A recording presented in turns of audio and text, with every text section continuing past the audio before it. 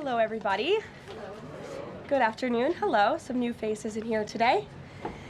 As we approach the end of the year, it is a great time to reflect on how much progress our country has made under President Trump's bold leadership. Given the complete mess that President Trump inherited from Joe Biden and radical left Democrats in Congress, what this administration has accomplished since January 20th has been nothing short of remarkable. While most politicians promise big on the campaign trail and break those promises once they get into office, President Trump promised big and has delivered even bigger. On the economic front, after inheriting the worst inflation crisis in over 4 decades, President Trump's pro-growth policies are making tremendous progress to make America affordable again.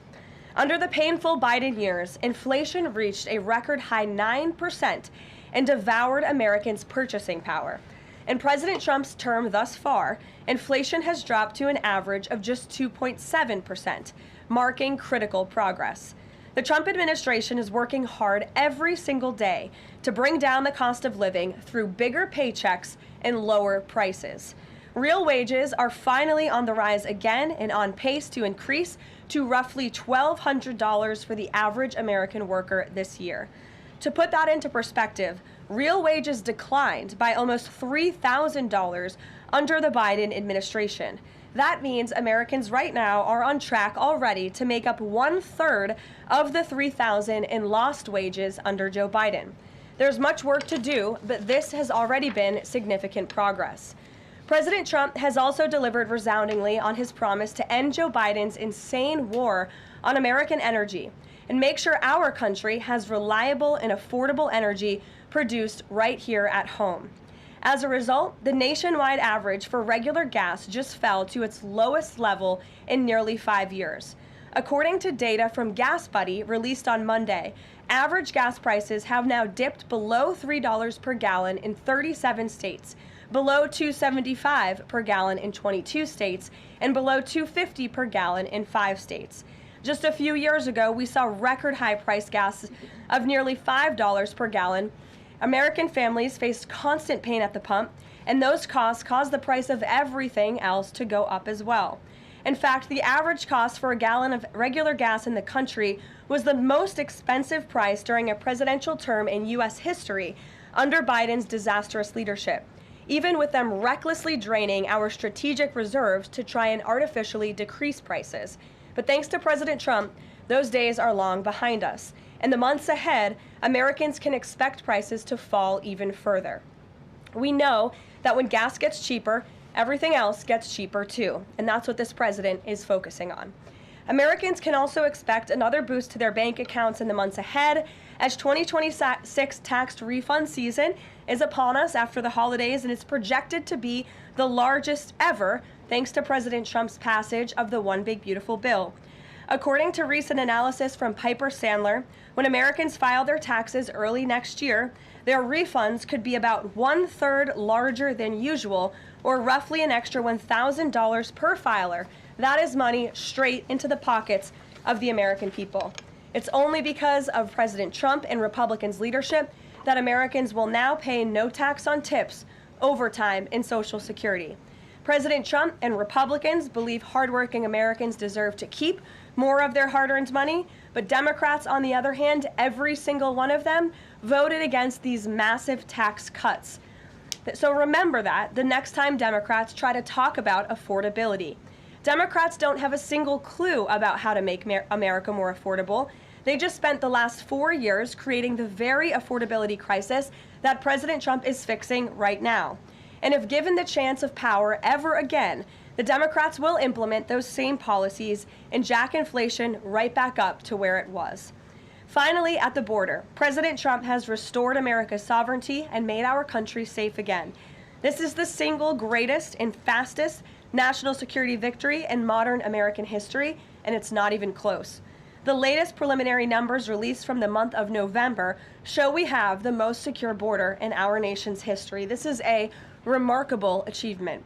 November encounters came in even lower than the previous historic low in October, if you can believe it. There were only 30,367 total encounters nationwide.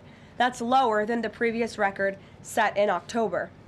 And for the 7th consecutive month, U.S. Border Patrol released 0 illegal aliens into the United States. Let me repeat, 7 months of 0 illegal aliens being released into our country. This is a historic achievement, and it's one that every law-abiding American citizen should be grateful for.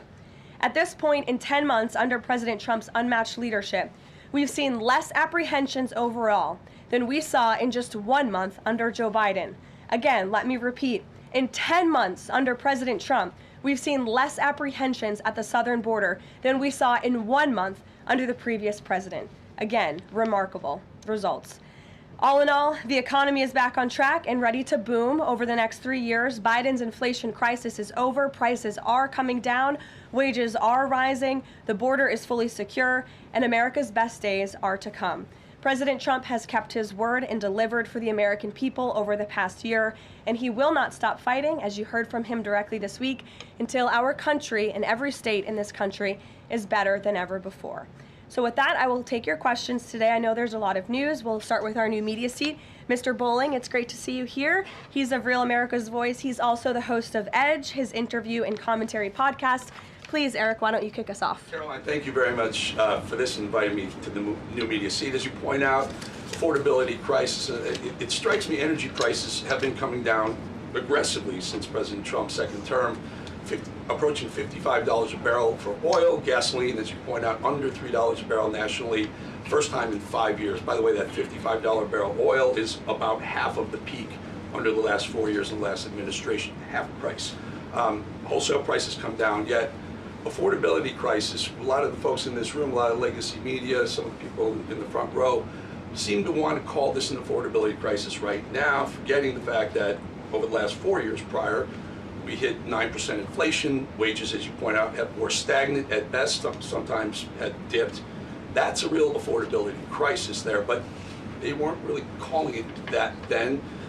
You point out how President Trump is changing the affordability in America, but how will he ensure that the legacy media doesn't flip the script and change it so that they're using affordability as their word, their idea, versus what the American people who know much better? Yeah, well, it's a great question, Eric, and it's a point of frustration for the president and for myself. I will say that's part of the reason I just kicked off this briefing today, setting the record straight with facts about the economic mess that the president inherited from his predecessor, Joe Biden. And he's focused on digging our country and our economy out of that hole every day.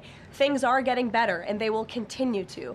And President Trump understands better than any politician in this city the pain that the American consumer has been feeling for years now because of the last administration's policies. You heard him in the great Commonwealth of Pennsylvania this past week campaigning and talking to these voters, saying, I was elected to fix this problem, and I am fixing it. Don't forget who created it, and that's the Democrats.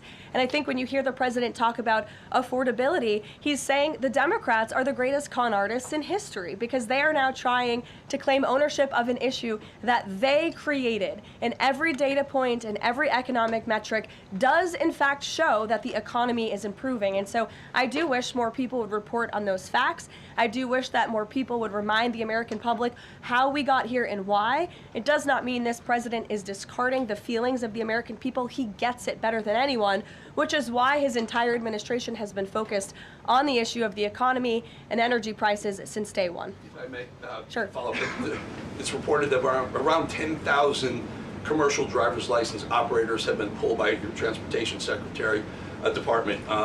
Will the president apply that same metric? For the reason was the operators weren't speaking or reading English to a level that was safely, people thought they would safely be able to operate trucks on our roadways. It's estimated in California around 40% of Uber drivers, Uber and Lyft drivers, don't speak English proficiently, and the number's 45% in Minnesota. Will this same rule or metric apply to the gig economy like Uber and Lyft? So I don't have any announcements on further regulations, if you will, from the Department of Transportation with respect to this issue. However, I will just reiterate the Trump administration's position is that truck drivers, particularly those driving big rigs on our nation's road and highways, who have a great responsibility to keep the American public and their fellow citizens safe should be speaking English and should have an ability to read English proficiently. I think that's a very common sense policy to have. And we've unfortunately seen, and the Department of Transportation has uncovered and is actively working to fix these state-sponsored commercial trucking driver licenses, which were going to people who are not qualified to be driving these massive trucks on American roads, and they're endangering the lives of our fellow citizens. We've unfortunately seen many vehicle accidents across the country where people have lost their lives because of drivers that were just simply unqualified to be driving these trucks. So I know this is something DOT and Secretary Duffy take very seriously. Peter. Thank you, Caroline. Based on the way that things stand right now, is Operation Southern Spear about drugs or is it about oil? What I will tell you, Peter, is that the Trump administration is focused on doing many things in the Western Hemisphere. The president has taken a new approach that has not been taken by any administration for quite some time to actually focus on what's going on in our own backyard. And there are two things that are very important to this administration. Number one, stopping the flow of illegal drugs into the United States of America, which we know has killed hundreds of thousands of Americans. The president promised on the campaign trail that he would demolish the foreign terrorist organizations and drug cartels around the world, especially right here in our own hemisphere, and you have seen that he is delivering on that promise.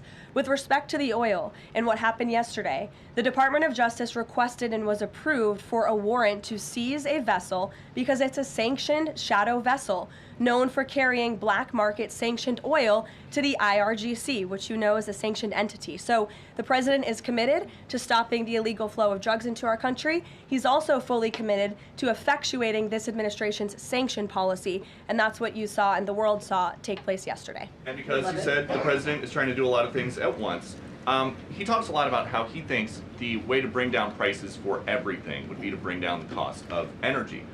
Would he use this seized Venezuelan oil to try to help Americans with affordability here in the United States? Well, what I can tell you right now, the vessel has been seized, as you know, and the Department of Justice did that in conjunction with the Coast Guard and the Department of War. The vessel is currently undergoing a forfeiture process right now. The United States currently has a full investigative team on the ground on the vessel, and individuals on board the vessel are being interviewed and any relevant evidence is being seized. With respect to the oil, that's a different issue. As you know, Peter, the vessel will go to a U.S. port, and the United States does intend to seize the oil. However, there is a legal process for the seizure of that oil, and that legal process will be followed. And just my last one on this. If President Trump launches a bigger military campaign in the Caribbean, is he jeopardizing a possible Nobel Peace Prize?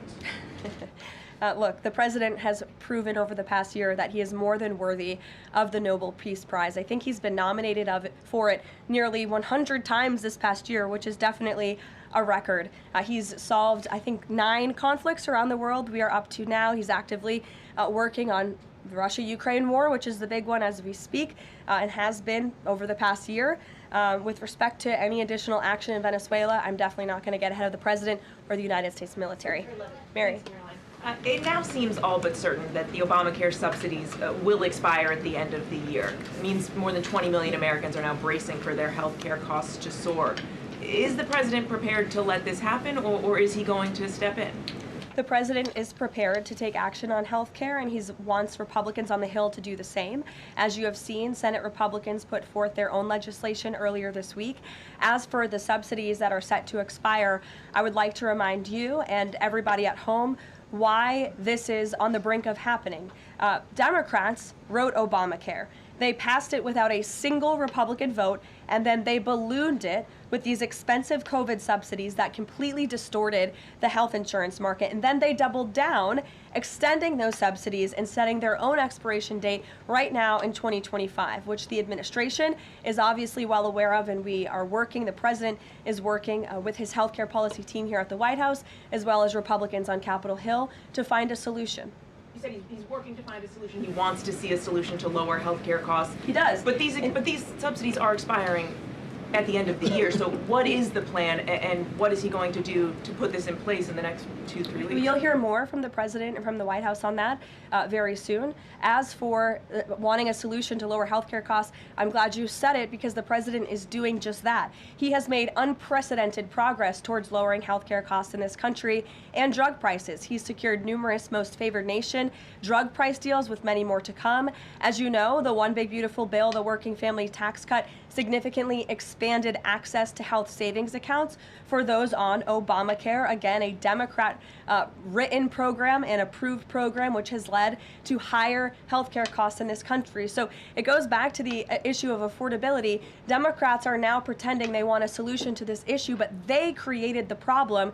The president and Republicans are currently coming up with creative solutions and ideas to lower healthcare costs for the American people, and you'll continue to hear more from them on that. Before these subsidies expire? I just said you're going to continue to hear more from the president and Republicans on this issue, I'm sure. Sure, Bloomberg, go ahead. Thanks, Caroline. The president said he was going to be holding a call with the leaders of Thailand and Cambodia. Have those calls taken place? Is there a readout you can share? The president has not yet engaged in those calls, and when he does, I'm sure you'll hear from him directly, as you always do, after foreign leader calls or from somebody here at the White House. I do know, with respect to the conflict in the peace deal in Thailand and Cambodia and some of the conflicts you've seen arise, reports of that in the press over the past couple of days, the president addressed it in Pennsylvania. The administration is obviously tracking this at the highest levels and is very much engaged. I spoke with Secretary Rubio about it this morning. And will senior U.S. officials be meeting Saturday with European and Ukrainian officials to discuss the peace plan? Look, the United States and the Trump administration continues to be very much engaged in trying to bring the Russia-Ukraine war to an end. The president had a call with Europeans yesterday. His special envoy Witkoff and his team continue to talk with both sides literally as we speak. If there is a real chance of signing a peace agreement, if we feel like those meetings are worthy of someone on the United States' time this weekend, then we will send a representative. It's still up in the air whether we believe real peace can be accomplished and we can truly move the ball forward. The president is extremely frustrated with both sides of this war, and he's sick of meetings just for the sake of meeting. He doesn't want any more talk. He wants action. He wants this war to come to an end. And the administration has spent more than 30 hours, just in the past couple of weeks, meeting with the Russians and the Ukrainians and the Europeans and speaking with them as well. So we'll see about the meetings this weekend, and stay tuned. President read President Zelensky's latest proposal that was sent over yesterday. He's aware of it, yes. Ed. Thanks, Caroline. So the Fed chairman, the president says that he's interviewing candidates. So I just want to be clear. So the pick has not been locked in, and could we get an announcement before Christmas? I know every business outlet in the world is just chomping at the bit for a scoop or something on this Fed chair announcement. I'm not going to get ahead of the president. I know there's been a lot of reports about potential meetings this week with potential candidates. Look, as always, this is a decision the president himself is going to make. And I know there's a lot of reporting out there from anonymous sources who claim to know something. I would wait and see what the president himself does and announces, and I certainly won't be the one to get ahead of him on that. On the economy, can I ask you about Michael, go ahead. On the next Fed chair, does the president have an expectation that his pick will lower interest rates next year to his liking? I think the president has been quite clear about what he believes the Fed should be doing, which is lowering interest rates. I know there was a quarter-point reduction this past week, and the president was pleased to see that, but he thinks more should be done. Philip. Thank you, Caroline. On these advanced NVIDIA H200 chips, why is the president willing to allow China to have access to one of America's chief technological advantages? Look, I will tell you just a couple of things. The president put out his own statement on this, which I do think highlights his exact thinking. What you see from the president on Truth Social is most of the time what you hear from the president behind closed doors privately. He told President Xi that NVIDIA will only be shipping H200 products to approved customers in China under conditions that will allow for continued strong national security. The administration continues to maintain a strict export control regime, and we are ensuring that the Blackwell chip and other advanced technologies stay right here in America, and these H200 chips will only be sent to China after undergoing a security inspection here in the United States. Elizabeth. Thank you, Caroline. City Mayor-elect Zohran Mamdani put out a video recently telling immigrants in New York City they have the right to stand up to ICE. Are you concerned this will inspire New York City residents to resist ICE operations, and what will the Trump administration do if this happens? The Trump administration is definitely concerned about the rise in violence, in attacks, in physical threats that we have seen against our brave men and women who wear the ICE uniform. Again, these are agents who are just simply doing their jobs. They are enforcing our nation's immigration laws, and we've seen more than a 1,000% increase in violent attacks on them and their families. They've been doxxed, they've been harassed, many of them have been physically assaulted and attacked. So we condemn that wholeheartedly. I know the administration has done a lot to protect our ICE agents, and the president stands firmly behind them in conducting these enforcement operations. And there's a lot of talk from Democrat politicians in New York, but the Trump administration will continue to do our jobs in every state, and that's to remove illegal aliens and public safety threats from American communities. Secretary Leavitt. Sure. Thank you. I'll go to the gentleman who's very eager, and then to you. Awesome. Thank you so much. Obviously, Jasmine Crockett, who the president has openly criticized, just entered Texas' Senate race. I asked Mike Johnson, who said that Texas largely supports the president. Crockett, on the other hand, says that Trump is an example of extremism. She says that her support is a referendum on Trump. I'm curious to get your thoughts on this. And has Trump made any statements since she's announced her candidacy? Not to my knowledge, as you know, from the White House podium. As a government employee, I'm not privy to comment on future elections, but I do think the president has made his thoughts on Ms. Crockett quite clear, and I do believe he thinks she is wholly unqualified for the office that she is seeking.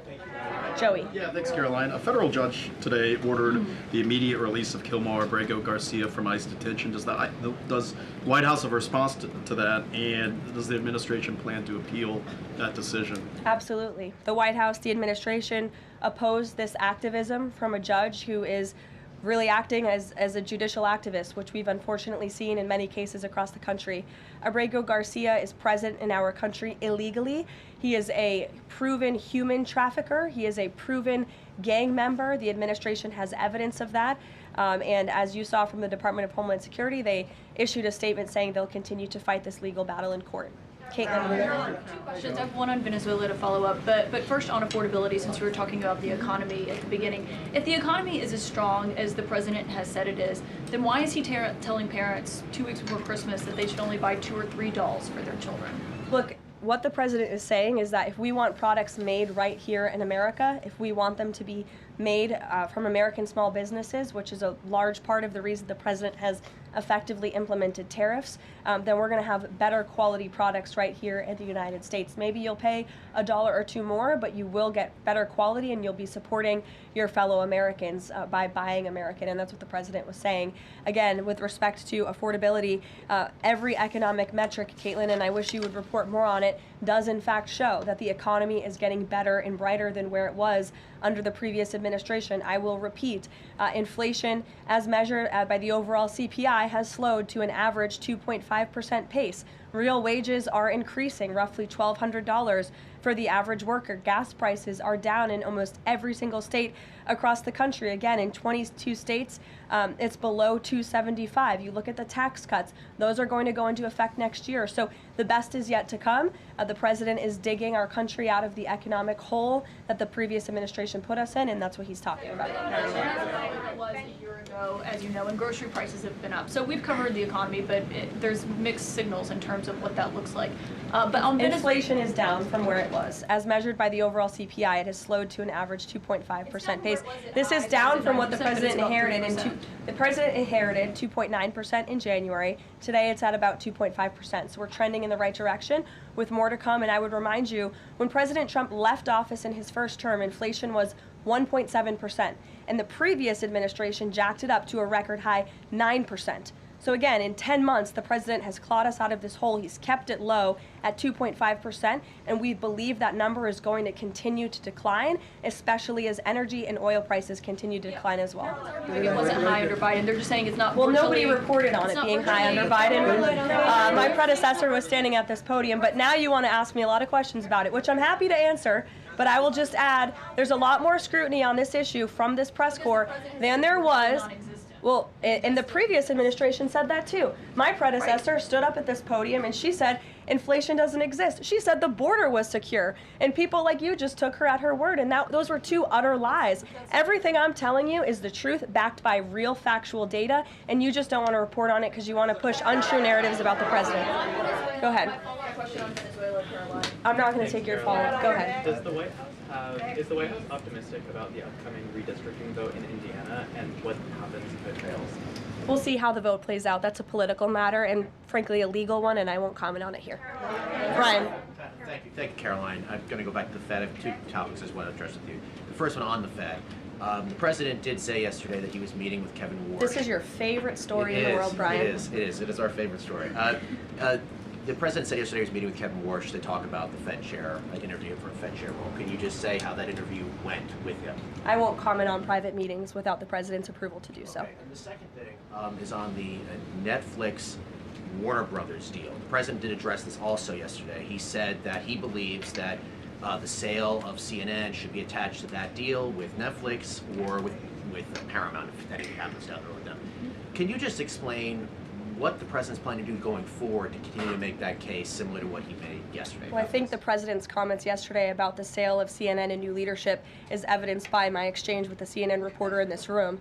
Their viewership has gone down, their ratings has declined, and I think the president rightfully believes that network would benefit from new ownership. With respect to this deal, he has great respect for both companies who are bidding against one another, and I won't weigh in any further than that. In the back, go ahead. Thank you. I wasn't calling on either of you, but I'll take both your questions and then to you. Go ahead. I have two questions. One is South Korea, one on the Japan. First question, the recent U.S.-South Korea trade fact sheet made no mention of agricultural product. Does the United States want to completely open its rice and beef market to South Korea? And second question on Japan. China is using its military power to surround Okinawa, Japan. Is the United States concerned about the military conflict between China and Japan? And what action will the United States take? Okay. To your first question on South Korean beef export to South Korea, I will check with our trade team and we will get you an answer on that. To your second question with respect to Japan and China, the president has a phenomenal relationship with the new Prime Minister of Japan, as you know. He was pleased to meet her when we went to Asia a couple of months ago, and they have spoken a few times since. They continue to be engaged with one another, and Japan is a great ally of the United States, as evidenced by their personal relationship and our continued trade relations with Japan. With respect to China, the president also has a good working relationship with President Xi, which he believes is a good thing for our country, and he believes that the United States should be in a position to have a good working relationship with China while maintaining our very strong alliance with Japan. Go ahead. Yesterday, President Trump was speaking about drug production in Colombia. He said that the president of Colombia better wise up or he's gonna be next. What was he meaning exactly? And the other thing is that President Gustavo Petro of Colombia responded to that statement by issuing a formal invitation to President Trump to go to Colombia and to see firsthand how the authorities in Colombia are fighting against drugs. Do you think that President Trump would consider that? Well, that's very interesting. I hadn't heard the news about that invitation. I will let the president speak directly to it on whether or not that's something he would entertain. But as for his comments yesterday towards President Petro, he has been saying some very alarming and frankly insulting things towards the United States of America, and the president doesn't like it. Yes, in the blue. Caroline? Yes, go ahead. Thank you. The president's been spotted out and about a number of times with bandages on his hands. Could you please explain what that is about? Secondly, he noted on Truth Social the other day that he had aced 3 cognitive tests. Could you please clarify when those tests took place? I can do that at a later date. I obviously don't have that in front of me. The president has spoken about that quite extensively throughout the years. As for the bandages on the hand, we've also given you an explanation for that in the past. The president is literally constantly shaking hands. The Oval Office is like Grand Central Terminal. He is meeting with more people than any of you even know about on a daily basis. He's also on a daily aspirin regimen, which is something his physical exam examinations has said in the past as well, which can contribute to that bruising that you see. Sure. Thank you, Caroline. Back to that oil tanker, just wanted to know, was this a one-off, or is it safe to say the administration is taking a more active look at the oil industry in Venezuela, whether targeting other oil ships or perhaps Venezuelan oil production facilities in Venezuela? Well, I won't broadcast any future actions from the administration, but I will just reiterate that the Trump administration is executing on the president's sanction policies and the sanction policies of the United States.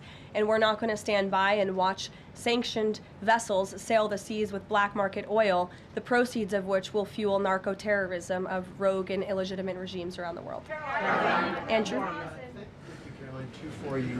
First, when the president announced the farm relief program the other day, Secretary Rollins afterwards, right out there, told us that the program would be paid for by the Commodity Credit Corporation, an existing program. The president keeps saying that it's being paid for by tariff revenue. Why does he keep saying that if the secretary who's running the program says that's not the case? And also about his doll comments from the other night. The president's a billionaire. He's probably the wealthiest person to ever serve as president. Is it a good look for him to be telling parents, oh, you should only buy, 2 or 3 dolls for your kids, when he's one of the wealthiest people in the country running the government? Do you think the people in that room in Pennsylvania who the president was speaking to don't know the president's a billionaire? I think that's a very well-established fact. And actually, I think it's one of the many reasons they reelected him back to this office, because he's a businessman who understands the economy and knows how to fix it. And he's doing it right now just like he did in his first term. Sure, go ahead. To the gentleman behind you, Andrew, yes, go ahead. Go ahead. Thank you, Caroline. On Gaza, we heard the president say yesterday that the Board of Peace members are going to be announced early next year. What is the administration doing to move the parties in the region closer toward phase 2 of his peace plan for Gaza? Sure. Well, first of all, I would be remiss if I didn't highlight what a success it is that 10 months into the president's administration, you're asking me about a peace plan in Gaza, because that's a legitimate reality on the ground right now in the region. And it's only because of this president's leadership that that was able to take place, that all the living hostages were returned. All but one body of the deceased hostages has been returned, and we're still, of course, working on the last one. As for this next phase of the peace process, there is a lot of quiet planning that's going on behind the scenes right now for phase 2 of the peace deal. And when the United States is ready to make those announcements public on the Board of Peace, the ISF, and the Palestinian technocratic government, we will be making those announcements at the appropriate time. But the reason that the negotiators and the teams on the ground have been rather quiet about this is because I spoke with them this morning. They are trying to be deliberate and thoughtful about this. Peace in Gaza, in the Palestinian Strip, is something, the Gaza Strip rather, is something that people have been trying to accomplish for 70 years. So, this is a complex problem, and this administration wants to be very thoughtful about it, and we want to ensure an enduring and lasting peace. And when those announcements are ready, they will be made. Sure. Thank you. There have been reports that Vladimir Putin called Maduro today to reaffirm his support. I wanted to ask if it is concerning to the president that Putin has given such a warm embrace to Maduro. I don't think that would be concerning to the president at all, no. I'll let him speak on it further. Spoken to Putin about that? He has not spoken to President Putin today, and I understand that call took place this morning, so the answer is no. Yes. Thanks. Question about the ACA, but just first very quickly clarifying Caitlin's question. You acknowledged that CPI in January when you took office was 3%, and in September, the last month for which we have data, it was also 3%, so inflation... No, it's 2.5%. Not in September, it was 3%. It's 2.5%, the average CPI right now. I have it in front of me. In President Trump's first 8 months in office, inflation as measured by the overall consumer price index has slowed to a 2.5 average pace. This is down from the 2.9% inherited in January. So January is 1 month. Kelly, in the back. Okay, can I ask you about the ACA really quickly? There are a number of plans that are floating around on the Hill right now having to do with these premium subsidies that are about to expire. Which plan does the White House support? Again, I have told you now a few times that the president and the Republicans will continue to unveil creative ideas and solutions to the healthcare crisis that was created by Democrats. And I know Chuck Schumer is putting up a vote today. This is a political show vote. Chuck Schumer is not sincerely interested in lowering healthcare costs for the American people. He's putting this vote on the floor knowing that it will fail so he can have another talking point that he can throw around without any real plan or action. If Chuck Schumer actually wanted to lower healthcare costs, I'm sure the president would welcome him and his entire Democrat caucus to a legitimate coordination on the president's policies of bringing down drug prices, these most favored nation deals. Why hasn't Chuck Schumer ever come out in support of those? Those are going to legitimately, they already are, lower drug prices for the American people. And not a word from Chuck Schumer on it. So I think that just proves this is completely political. Kelly, go ahead. On Venezuela, does the president consider the seizure of the oil tanker an escalation or a step towards war with Venezuela? I think the president considers the seizure of the oil tanker as effectuating the administration's sanction policies, which I've already discussed previously. Potential invasion or potential land strikes in Venezuela aligned with the president's supporters, the MAGA base, does it risk the potential for a prolonged war and U.S. troops involved in that? Prolonged war is definitely not something this president is interested in. He's been very clear about that. He wants peace. He also wants to see the end of illegal drugs being trafficked into the United States and taking the lives of hundreds of thousands of Americans across our country. And he's thinking about that every day here at the White House. With every drug boat that is taken out by this administration, we are saving thousands of lives by deterring those drugs and stopping those drugs from flowing into our country. You will all, excuse me, you'll all hear, excuse me, you will all see the president tonight. He'll be making remarks at the Congressional Christmas Ball, which will be taking place here at the White House. And later this afternoon, he will be signing some congressional bills and executive orders that we, as always, will keep you apprised of. Thanks, guys. Can you say a word about the call with Modi?